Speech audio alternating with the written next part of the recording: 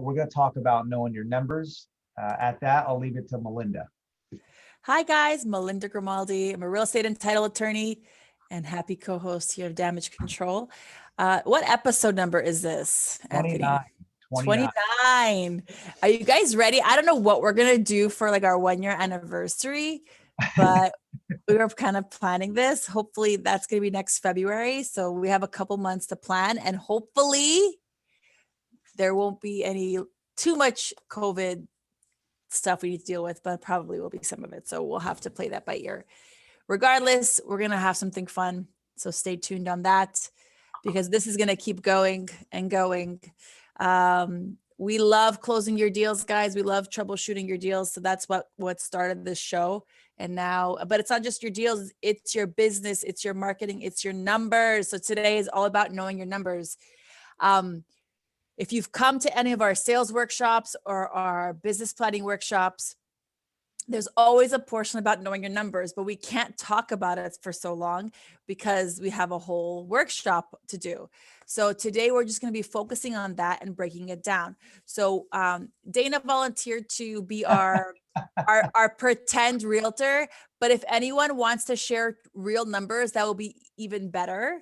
If it'd be like a laser set coaching session for anyone that wants to, actually go in and say what their goals are and what their numbers are. So unless I hear otherwise in the next like 10 seconds, Dana will be volunteering and kind of giving us some averages and numbers that we can do. So Joe said he'll share his true numbers. Oh, awesome. Then turn your mic on. Come on, man. Let's do it. Joe, buddy, let's go. Nice. Hey, all right. Nice. I love it. Awesome. Okay. So I'm going to share you guys the worksheet in a little bit, and we're going to go through some questions.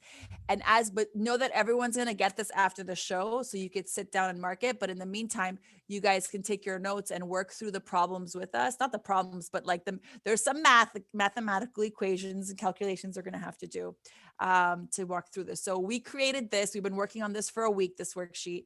And this is basically what we go through at the presentations, like really, really fast. So Dana's nodding because she remembers she's been to those workshops where we go through business planning. So we stay tuned because we're going to do a DC business planning like extravaganza, which will be like a longer, I just threw that at Anthony right now, live on the moment. Anthony, we're going to be doing a live damage control business planning class. We're going to get it. It'll be a separate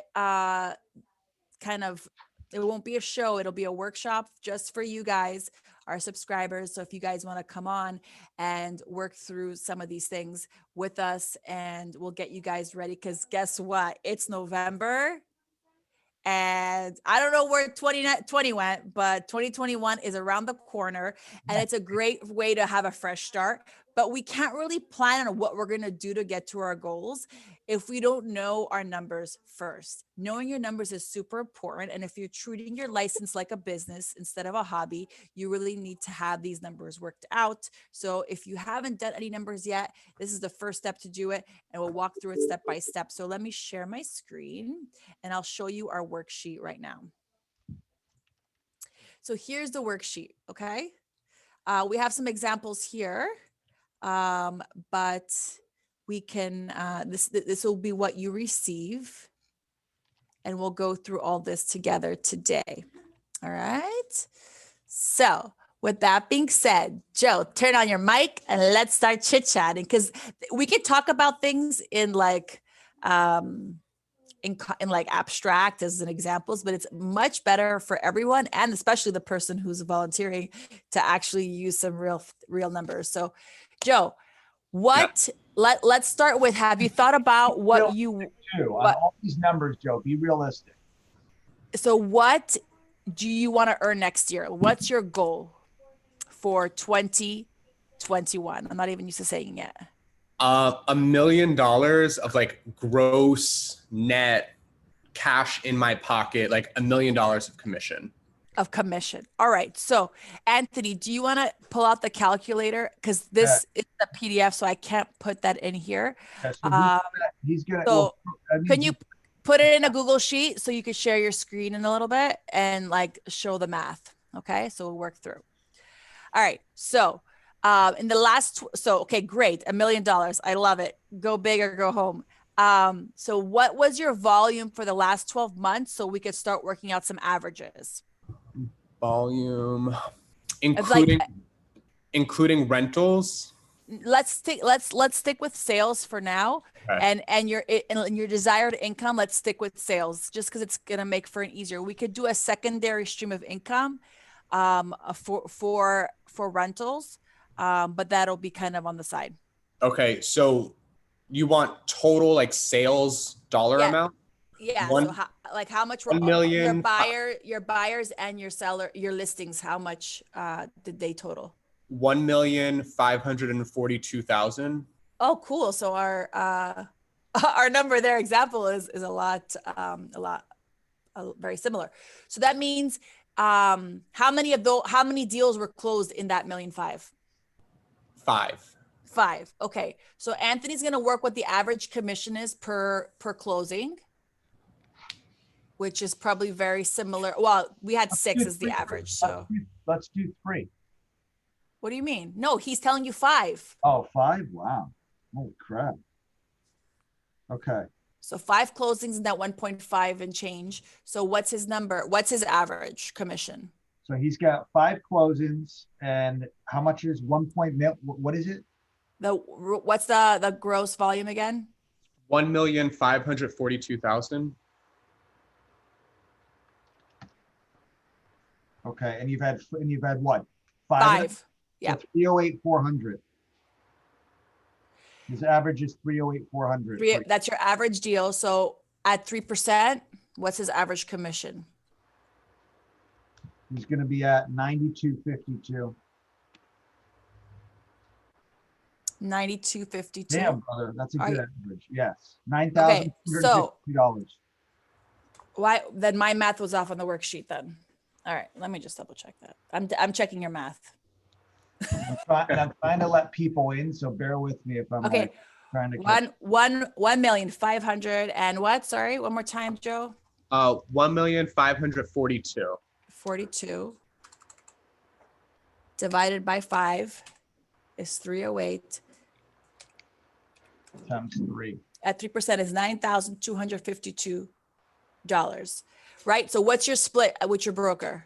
90-10. So minus 10%.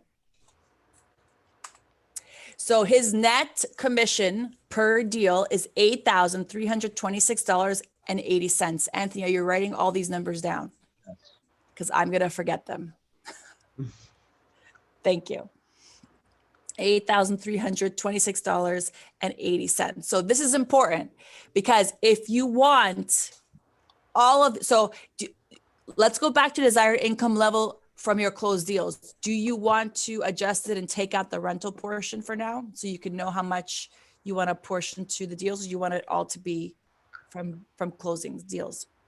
Yeah, I want to keep it all to like the buy or the sell side. And Okay. then the rent is just like the extra. Extra gravy. Okay. So then we're going to take 8326.8. So we're going to take $1 million divided by 8326.8. That means you're going to need 120 closed deals. That means you're going to need 10 per month, right? So 10 closings a month. Yeah, stretch goal. Stretch goal. That's okay though, because What do you close now? How much you closing now? He just closed. He said he just gave it 5 with the rentals. Oh, with the rentals. Oh, like dollar amount you want or Yeah. Number of transactions? Number of transactions. Number of rental transactions, 9. Okay. And how long have you been in the business? Wow, man, you're killing it, brother. Good. Like full-time real in the business? Yes. Since February. Okay, so those are really good numbers because you're like that's actually less than 12 months, right? That those figures are coming from. So that's some good figures. So we can start capitalizing on that, and the more you're in it, the more will come. So since you started, Have you had any deals cancel? Yes. Okay. Yeah. Out of these 6, let's say the 5 deals you had, did you have any that canceled that never went under contract? Yeah, I had one that went under contract and then she lost her job and got furloughed. So we had to cancel it. Cancel it. So that's about the same. I would say that's like a 10% cancellation 10%, rate. yeah. So we got to add in a little bit of gravy to that. So let's at those numbers, the higher you are, the higher you're going to cancel, because that's just the name of the game, right? So the percentage is the same, but let's just say it's 11 per month that you need for the gravy. And then maybe one month one won't cancel, but another month 2 will cancel. So it'll average itself out. So you need 11 files to close or be projected to close per month to be able to reach that goal of $1 million. So now, out of all the deals, whether they're rentals or not, let me stop my screen share just for now. So how do you feel about that number? It's definitely a stretch goal of $1 million. But the thing is, like, if I can chunk it or if I can split it in half and maybe just achieve like 75% of the goal, or even if I just achieve 50% and I do 5 closings a month, then that means I'll be on track to make $500,000, right? Yes, I love it. I love it. Okay, so let's scale back a little bit and talk about where did your leads come from? So whether it's rental or purchase, did you keep track of where, and whether they close or not, did you keep track of where your leads are coming from? Yes. So I'm going to include the 6 because the 6 was a cancel. 1, 2, okay, half and half. 3 came from my broker. Okay. And then 3 were sphere of influence. Sphere. 3 with the broker, but what? Internet lead? Yeah, like either they Zillow were or Realtor.com or something like that? 1 was a Zillow lead and the other 2 were like referrals from my broker's past clients. Nice. Okay. Perfect. And what about your rentals? Where are your rentals coming from? Sphere of influence and 2 from Zillow. Did you tell me how many rentals you had so far this year? 9. 9 rentals. So 2 from Zillow, so 7 from the Sphere. Perfect. Okay, so if we take that and do the math with 9 plus the 6, that's 15 deals. You have really 3 from the Zillow ones are your account or your broker's account? They're from my broker's account. Okay, so we're gonna say that 1, 2, 3 were from broker Zillow. 1, 2 were from broker referral that they had like a past clients. And then 3 plus 7 is 10 from your sphere, right? So percentage wise, 66% came from your sphere. And then the rest is basically split between the leads you got from your broker, whether they're online or referrals. So it's an important because we have to see, well, let me share my screen. What other are you doing any other type of marketing other than marketing to your sphere or anything else? I have like landing pages that I run through Facebook and I'll get a couple trickle in that way. Paid or organic?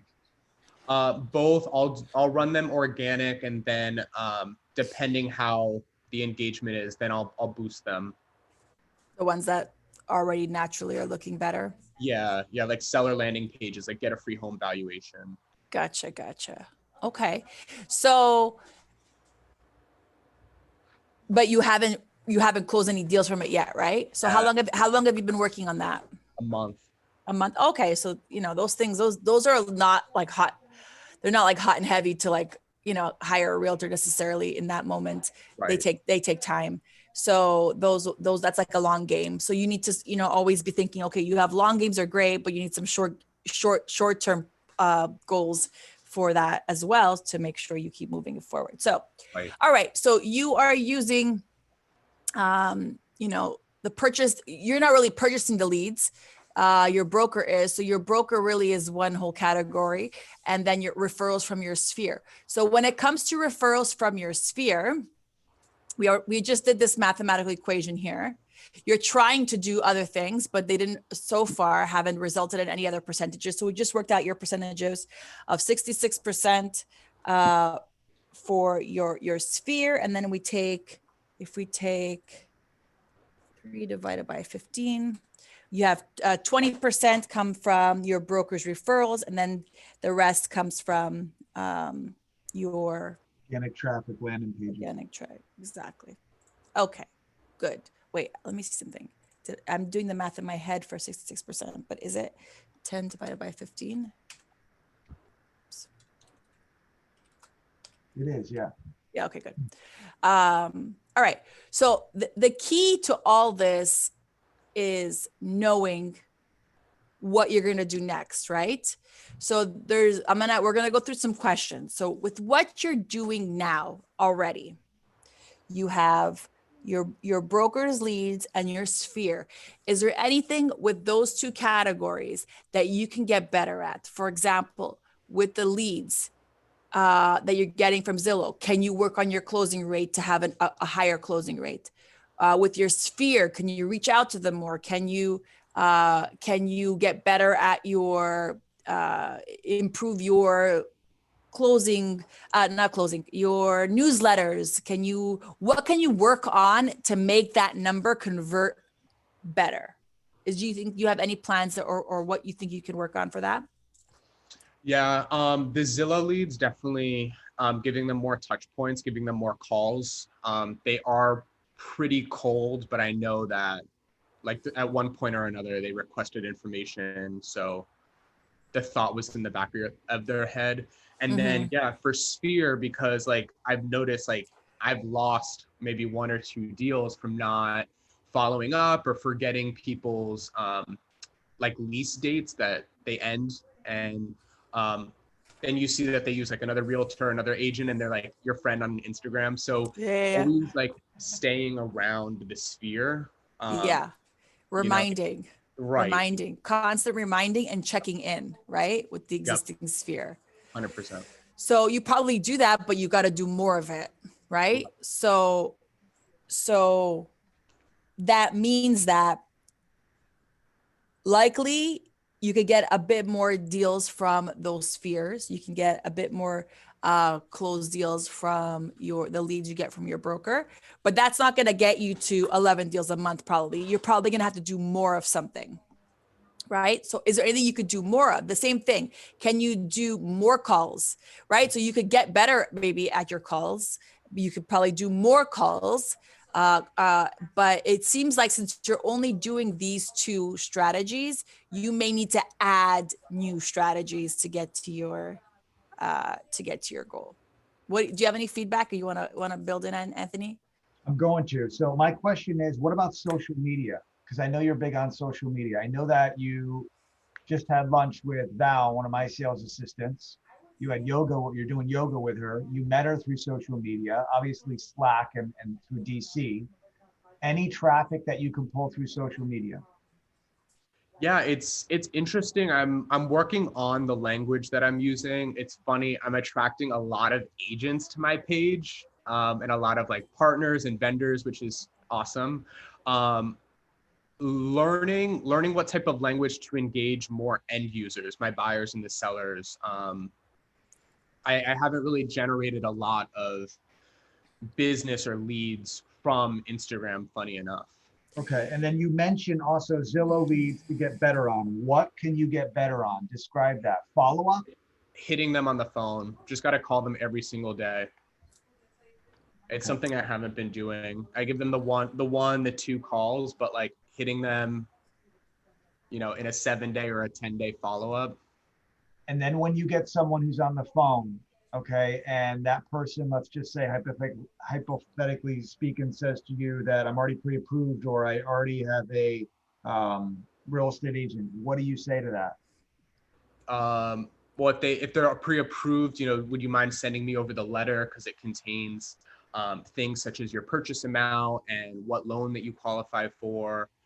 I guess the objection for if they have another agent, are they signed and are they working with that agent, or are they open to meeting and we can discuss their home needs? Okay, so why I explain that to you or ask you those questions is because if you look on Melinda's screen, close rate. If you guys don't know your conversion rate for prospects and for deals, like a storybook. Like I got this binder here, right? Each chapter I am writing notes. Think of the prospect as a prospect. That's your client. Okay, that's your borrower. That's not in a deal stage. And that's why HubSpot set up this way, the CRM that we use. Prospects are contacts, deals are going to be closed deals in a milestone. And if you don't know your close rate, all right, that is it. You need to understand what your close rate is. How to get to your close rate, you're going to do the math, and your close rate right now, we already figured out, I believe, what is 20%? That's what he's got. I mean, He has a well, his close rate, we don't have a close. We didn't go over close rate. His close rate for his calls, like, is how many on a more of a cold call setting, whether it's Zillow or you're calling FSBOs or expireds or whatever you decide to call. The close rate is like how many of those people that actually answer the phone, like scheduled a meeting with you. That's number one. And then out of those, how many actually hired you? And that's the layer of numbers but that you could only do that if you're someone who's doing phones, right? If you're an agent who's dealing with like the cold calling, that's where it matters. But you could also be tracking your close rate with the Zillow leads and the conversations you're having with that, as well as once you do start getting more traction on your Facebook leads on the landing page, you should be tracking that separately as well, because you might see that the same skill level will get you further in one type than another. And that because maybe the quality of where they're coming from or who they are better. And then if you're throwing money at all of them, right? You could say, well, let me throw, it's more of an investment because you're getting more return with the same close rate, but you could always improve your close rate by practicing your skills and doing, what do you call it when you're practicing your writing your scripts and all that kind of stuff and prepping. Yeah. And training and video content. So the other question too is that Melinda and I always have meetings, and we just had a meeting a while back. God, it's been like a year since we had an actual event. And we asked everyone in the room, okay, where the source is coming from. Because I know that agents spend money, and they spend money on variable, sources. Where's the source that you're seeing the most traction? We already got that. That's your sphere of influence, right? You're close 3. But you also mentioned Zillow, okay? And I believe 2 of them came from Zillow, right, Joe? Right. So those are your 2 bread and butters. Now it's very difficult to do this with someone who's brand new at this point, but we got to start with you. Let's just say, hypothetically speaking, if you had 13 and you only had 3 Zillow, obviously the sphere of influence is where you're going to focus. And you've got to bring that attention to that source lead. Does that make sense? You could probably get more from there, but when we'll go in the next section, we're going to need to add stuff, right? You're going to need to add different types of sources to your list of things you do. So because realistically, this early in the game, to get that many closings from your sphere, you got to go there's only so much you can do in year 1 that you're really going all out. Now, you did mention you have a lot of realtors that follow you on Instagram. Have you built another opportunity is to build out that referral business from agents that are around the country and not necessarily just locally. So have you looked at where the agents that are following you, are they local? Some are local, but some are in other states as well. So the ones in the other states, building out that list and maybe doing, I I know some agents who specifically work on that realtor referral, which is a great strategy, and kind of pulling them off of Instagram and into your DM, and then eventually into like a newsletter or campaign that you can target them for their referrals. Everyone's coming down to Florida, right? So it's a great opportunity there to build out another leg of this, right? Realtor referrals is really its own thing. So we're kind of jumping around. So let's go back with the close rate. We could always increase it with additional training. So that's one thing you could improve on if you think you need that. And then calling more on those leads is something else, because in your business plan, you're going to write out how I plan to get to $1 million, which equals to 10 closings a month. To get one closing a month, you're pretty much doing one closing a month at those numbers. Did those 5 closings happen from February? Yes. Yes. Okay. Like kind of staggered out. Yeah. Right. So if you talk about February to November, right, you're at, that's like, how many months is that? Like 8. So 5, it would have been 6 if that deal didn't call through. So 6 deals in 8 months, that's actually 1 a month. So how are you going to go like pretty much? So let's just say 1 a month to 10 a month. You're going to have to 10X your action, right? To get 125 calls a week he needs to make. I was doing the numbers. So that means you need to hit up the phones 5 days a week. I would do it on Saturday if you want to push the envelope. And that means you need to make 25 calls a day. Right. So you need to put on your schedule when you time block. That's the next segment that we can go an hour in. Time management, time blocking, Monday, Wednesday, or Tuesday, Wednesday, Thursday, Friday. 25 calls going to be on Monday. Tuesday, follow up. You just said, I need to follow up. At 90% of your closing rate is follow up. Everyone's thinking prospect. It's follow up. Follow up is going to make the money. All right. And you don't need a whole bunch of prospects if you're doing good follow up.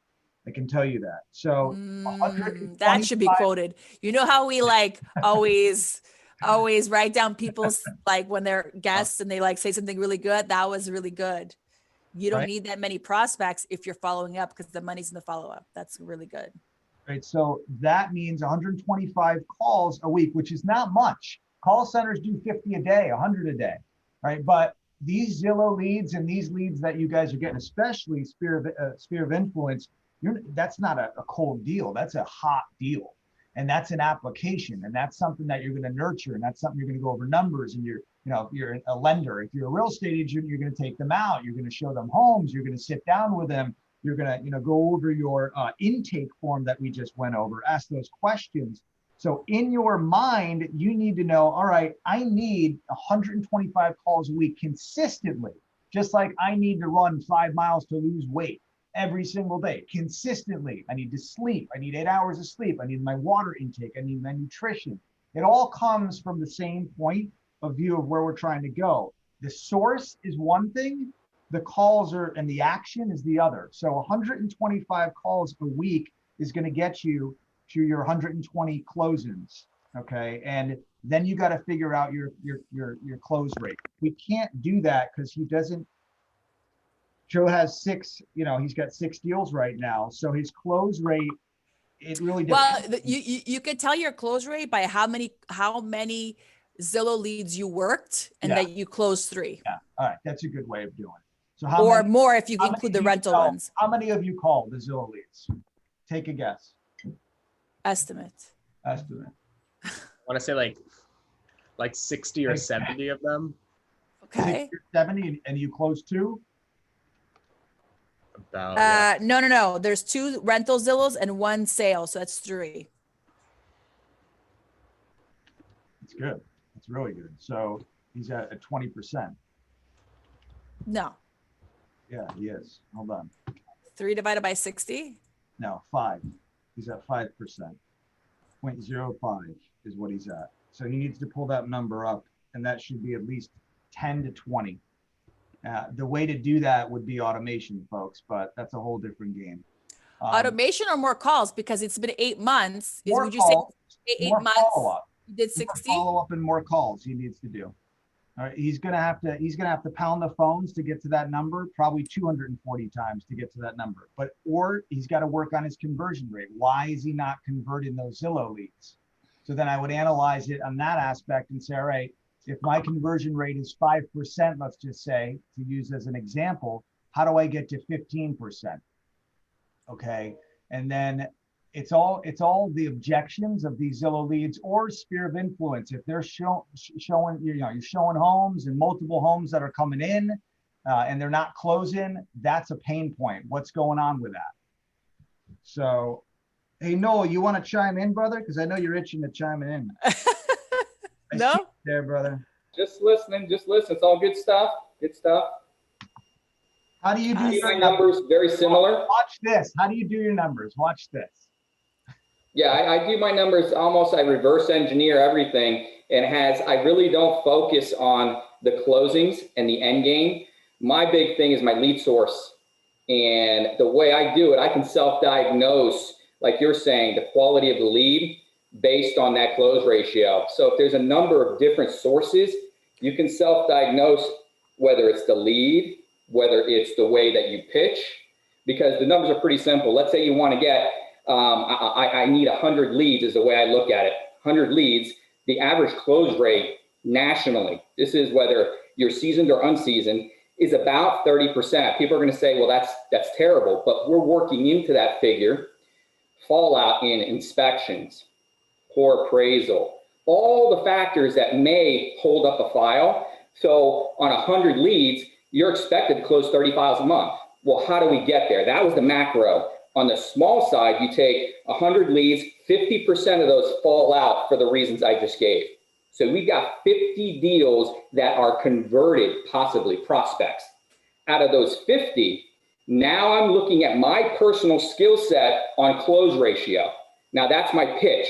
That's how I sound. That's how I look. That's all my automation. That number should be a heck of a lot higher than 30%. But let's say it's more like 60. So 60 out of 30 or 70% out of, 50 deals that are left over.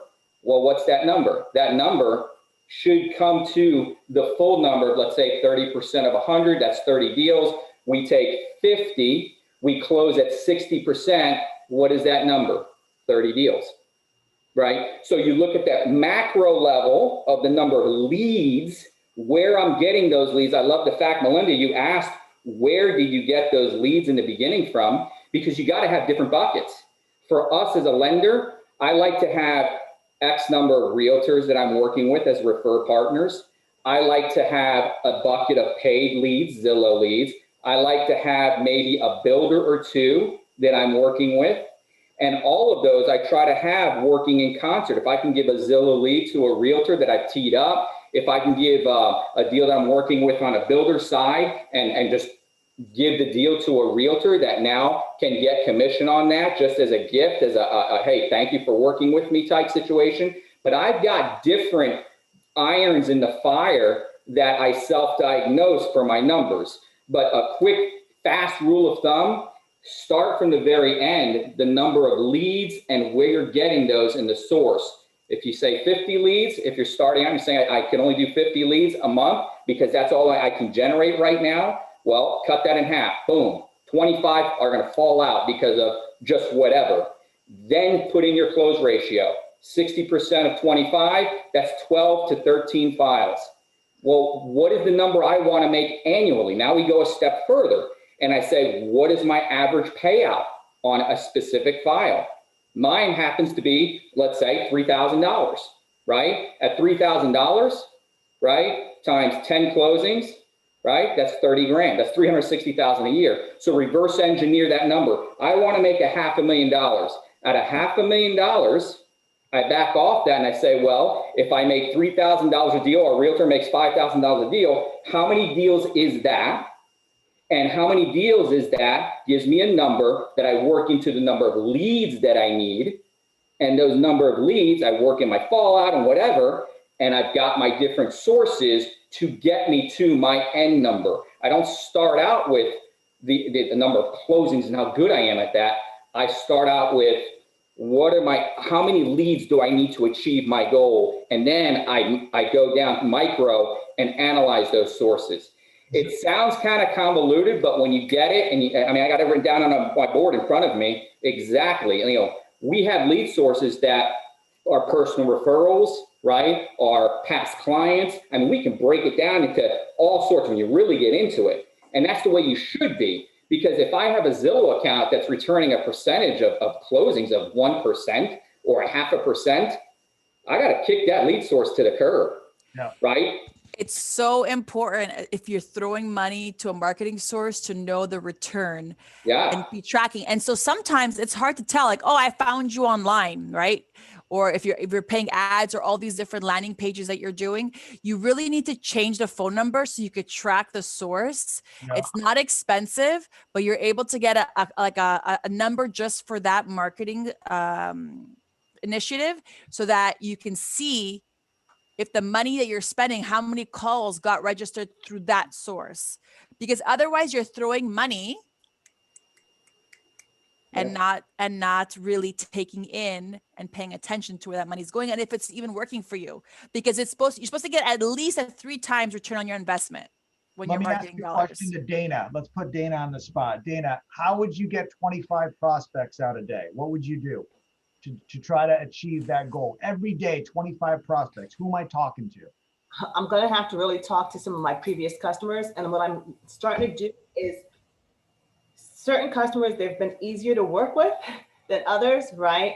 And kind of like birds of a feather flock together is my mentality. So what I'm trying to do now is trying to hone in on the ones that have been a little more progressive, and their like mindset is that they want to buy or they're looking to do the next thing, versus someone that you kind of have to keep pushing along the way. You know what I mean? And I guess that's just what I've been doing now, is just trying to focus on the best experiences and tap that. You know what I mean? That's a good way to have extra calls. Past clients are great. Wait, let's say you returned all your calls, you did your follow-ups, and you still have more calls to get to your number of calls. Call your past clients, call your referral sources, call your friends, and in my coaching program that I used to be in, they used to call it gas calls. So if you're out of leads, call and give a shit about people and just check in on them. How are they doing? That could be one of your calls, because some days you might not have something hot to work with, or you did all your follow-ups and got all your voicemails. But when you talk about 25 calls, Anthony, does that mean 25 people pick up the phone or 25 voicemails? 25. Well, yeah, you want to have 25 people pick up the phone. So if it's going to be 50 calls, those numbers aren't going to work. But ideally 25 you should be getting in touch with. But when I say 25, I don't want you guys to think, oh, it's all Zillow leads. We don't have that. Anything. How do you touch 25 people in general? Okay. How do you get to them every single day so that you can hit those goals? Because then you're going to start seeing that transition after 90 days. You're building that foundation, that pipeline. So that way in 90 days, things are going to start converting, hence your follow-up. All right. But if you don't know your numbers up front, you're living, you're chilling, man. You're just going with the flow. You need to know where the hell you're going. All right. And the numbers are very important up front. That's what Noel was talking about.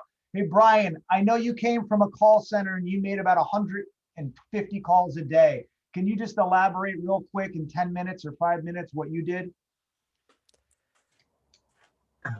For sure. Put me on the spot, huh? So, hi everybody. Brian Sanford. I work with Anthony Angelillo. I've been spot on and off with a lot of these conferences and these damage control episodes. Really wanted to start engaging. I'm starting to transition a little bit more direct to frontline speaking with clients. Something Melinda said that strikes very similar with my approach is call them and act like you give a shit. With all that knowledge base and sales experience, if you're not authentic and they can't find that over the phone with you, it's all for nothing. And that's a huge piece that's really not talked about. That is a skill that is acquired over years, having somebody do that. As far as numbers go, I'm in somewhat of a hybrid transition. Really, I'd like to generalize it to self-generated leads that I wouldn't be leaning on Anthony for in regards to doing a co-type deal or doing a joint deal where we both do a tag team close, as we call it. Numbers for me, let's just be real specific here. I'm probably looking at a minimum to do 4 loans, self-gen of my own, on a monthly basis as a baseline number. The reason I say that is because I moved from Washington, D.C. The individuals I know have not been anybody I've organically met, be it my position, hasn't really had me out rubbing elbows, shaking hands, things like that. So I needed some of that to supplement with these leads and kind of piggybacking off Anthony. I know at a minimum, if I'm not at 50 calls a day, get to 4 deals a month of self-gen, then I'm selling myself short. Now, I won't always hit 50 calls because I am in this role where it's not specific. Hey, make calls, put food on the table, you kill what you eat and you eat what you kill. I'm comfortable with that position, but it's just not fully transitioned to that yet. So while I'm supplementing what Anthony was talking about, 125 calls a day in a call center with 350 to 400 loan officers all under one roof. So it's survival of the fittest next. And if you came in and you saw somebody else had already made 85 calls by noon, you can determine that that's not a good loan originator. You can't have 85 calls made in 4 hours without any business going on. You would have had to have just been making calls, not connecting, not landing anything. And so you can kind of tell who's real and who's not based off of those things. But you don't want to be at 2 calls. You don't want to be at 80 with no loans. One of the best days would be my first 4 calls out of 25 calls that I had for my morning block. I would block time off. It would be processing for all my loans, because as everybody knows, we don't always have the best processors when we're at our previous companies. It's almost like the nightmare that moves you on to the next company.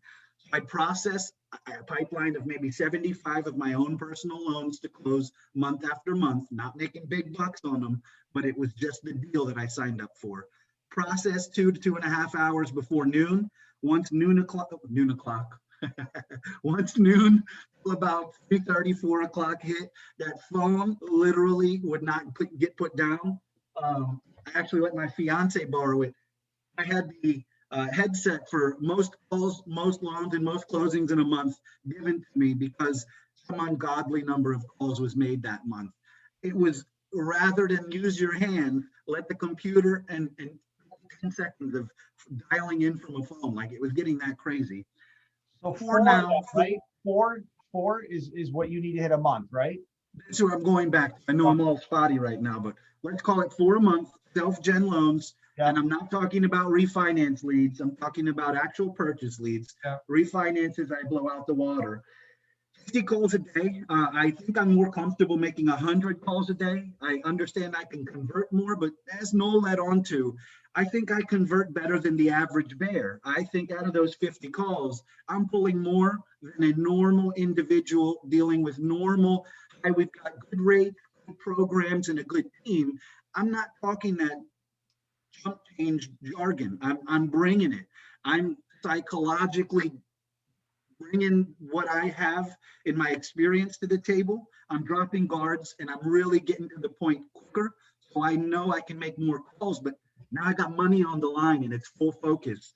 I think I do that very well. So 50 calls a day, 250 a week, 13,000 for the year.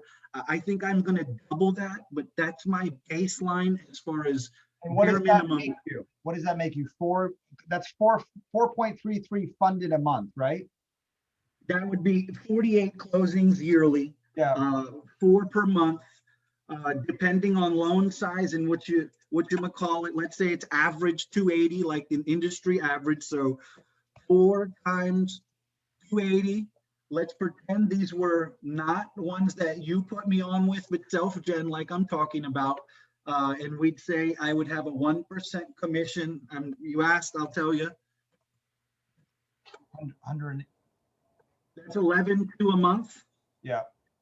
Times 12, I should be hitting about $1/8 of a mil plus.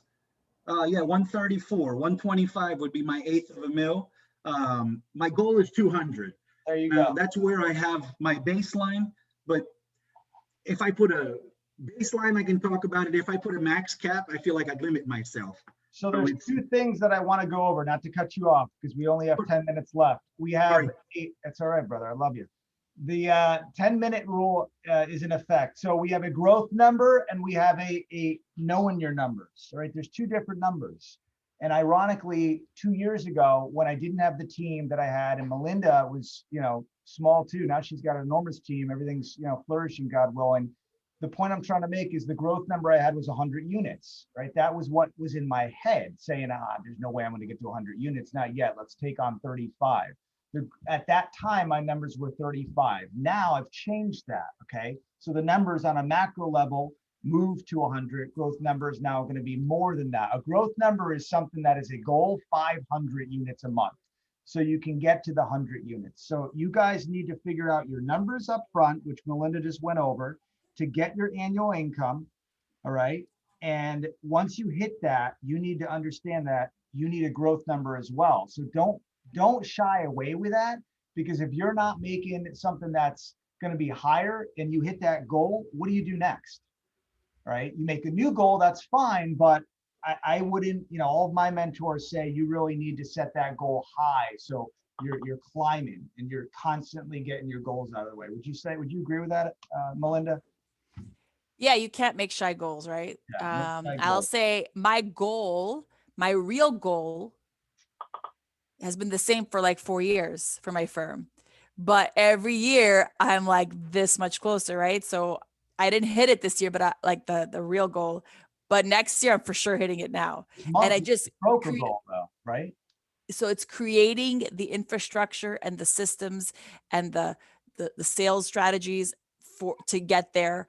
It doesn't happen overnight, right? To go, like when I first started, I would have when I first started doing closings, I would have 3, 4, 5 was busy, was a good month. And now we're at like 35. We closed last month. And I remember when one closing, 2, 3 closings a week was, oh my God, like we're really busy this week. When now we're like sometimes 2, 3 closings a day, depending on how the week falls or when we get to close to month end. So the idea is to keep working yourselves, because you can't just be working on your marketing. You have to be working on the infrastructure and the team to help get you there. And that's part of the business plan. So what I think we should do, Anthony, is do a class, but only if they did the worksheet. Because if you're not doing the worksheet, you can't really do what we're going to talk about in the next. It'll be a private for all our subscribers, but you got to email us the worksheet. If you email the worksheet, you get the private link. I think that's how we're going to do it. Can I add one thing? Yes. Here, something that it's just human nature. We always try to find another reason to do what we're supposed to do. Often, especially when it comes to calling, and you're saying, well, how the heck am I going to find 50 calls or do 100 calls or what have you? Creating prior to you sitting down in the morning at your desk, you got to have your lists ready.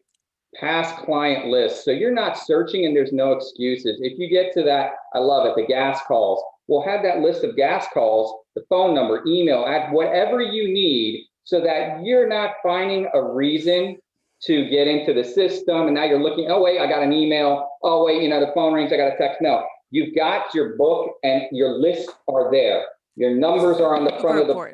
And you know what? You can just kind of rifle through. If I want to call past clients, I've got them all here. If I want to call realtors that I need to call, I got them all here. It's everything has a list for itself so that you can almost automate yourself so you don't get distracted. I think that's important because we're always looking for reasons all the time, to go make another cup of coffee, which I know I don't need. And you burn 15 minutes, 20 minutes, and before you know it, you've burnt a couple hours. Yep. And I'm just thinking, make your list ahead of time and have them there always, so you can get through stuff. Super important. I love it. I love that idea. Sometimes I too am not that great at staying on track, because I'll tell you, I get from left and right and center between my team and the deals and the agents and everything coming at me. I'm constantly being distracted. So I try to block the time. I block the time on my calendar for an hour. That's when my team schedules sales calls for me. And then I'm supposed to be filling in the blanks, but then, with other calls or thank you calls or how's it going calls or whatever, but that doesn't always happen. So it's important to block the time out and know who you're calling. right off the bat. Joe, real quick, one quick question before we log off here. Do you have a CRM? That was the question.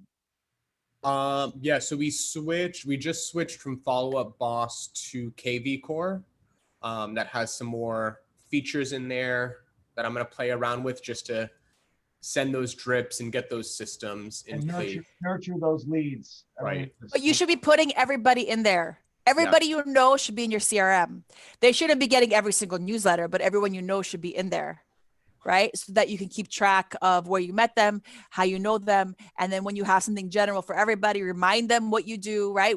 We have to be constantly remind. Our sphere is not a direct sale. The sphere is reminding them what we do, so that when they're ready, or when someone asks them, do you know someone who could help me find a house or sell my house or give me a loan or whatever, that you're constantly like, you know, that you're at the top of their mind. So that's the importance of the sphere.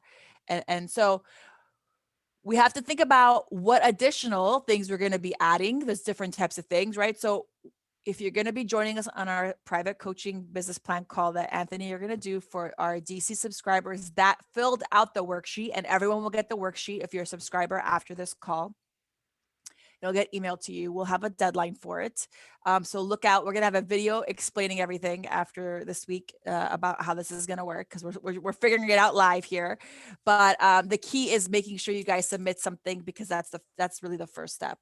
And Anthony and I will do it for ourselves and make sure that, you know, we hold each other accountable, because it's easy to like get caught in the juice of life and the deals and not taking the time apart. So we actually are taking time out just to work on our own goals coming up for damage control and other things. So everyone should be doing that. So take the time out, put it on your calendar today.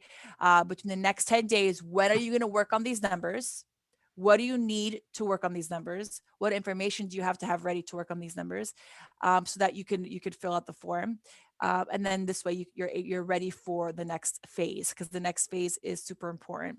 We're gonna eventually be sending out a worksheet about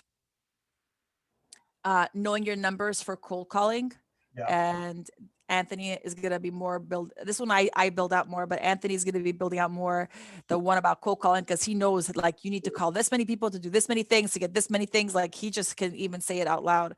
So we're going to record him and then turn that into a resource for you guys. And all the documents that we have right now will be pushed out to you as well. And I also wanted to say thank you for the newcomers. We've got Daylene and George that are new. You guys just rocked it, man, and joined us, I think, from IG. So thank you for joining us and following us on DC. Thank you, guys. And if you're catching this later, too bad you didn't show up on time and subscribe yourself to, or suggest yourself to work your numbers. Joe will work your numbers even more after this. So if you'd like, if you have questions, just give us a call. We're happy to break down the numbers even more and kind of go through your sphere. But definitely, as you can see, you're working 2 strategies right now, and they say everyone should have 10 strategies. Right. So we just have to start building out those strategies. I probably have 10 strategies if I start listing them out. Between damage control is one of my strategies, right? I'm in a BNI. That's one of my strategies. I'm on Instagram pretty actively. That's one of my strategies. I do workshops. That's one of my strategies. Right. So, I'm building out, to do newsletters. That's going to be one of my strategies. So all these things are strategies, like to referral sources. So all these things are strategies that are going to have a return on that, hopefully, on my investment, right? So, every business is different of what those strategies are. You need to see what works for you, what your personality level is, and like what your comfort is, and start with what you're comfortable with. But I will say that things that make you uncomfortable are where the money is. Yeah. And it's follow up. Why are we afraid of follow up? That's not even a strategy. That's just that's something that needs to be done for everything. You need to follow up on your deals. You need to follow up with the leads. You need to follow up with your clients. You need to follow up with your vendors. You need to follow up with everybody to make sure everything's moving forward. But for whatever reason, we're afraid is because you're going to say the wrong thing, that you're going to get rejected, and that's all because, the comfort level and the confidence level of what you're doing. So as the years come, you get more confident. But I'll say that issue is always there. And you need to overcome that. So go where the discomfort is. Pick up the phone. Start dialing. Guys, start dialing. All right, guys. All right. Stay tuned for more stuff to come. I hope you guys liked this episode. It was very particular and very detailed and sometimes a little like, but it got us through kind of showing you the information, working through the worksheet with you guys. And we're happy if anyone does the worksheet and has questions, we're happy to answer any of those questions. So I hope everybody has a productive rest of their day, rest of their week. New month, guys. Hit your goal. Starting over, you see, Noah was talking about his numbers. If you look carefully, it's kind of faint that there are numbers right there on that. They're right in the backboard. Yep, the backboard. We try to open more than 50 files a month to close 30 files a month as my minimum. That's but now we've been hitting the numbers, right? It's like 3-4 months now that we're there. So what's going to happen? You know, that number is going up because now it's become a customary, right? So when you see yourself hitting your numbers, or like it's getting, your 25 calls is becoming easy for you, then you need to do it. But what's important is the consistency, because when those 25 calls every day start to materialize into deals, you're going to get stuck in your deal and stop making your calls. Yeah. Yeah. That's one thing I wanted to say before we got off that triggered me before, is you're going to get stuck in your deals and you're going to stop doing your calls. That's where you're going to have the roller coaster of self-employment. Here's a quick cheat, real quick, is how do you get from 25 to 50 calls like that? A leveraged event like this. You do it maybe first-time home buyers. You get 25 people on that call, and you follow up with 25. You just made 25 extra calls all in one meeting. I love that. I love that. Leverage the best. Yes.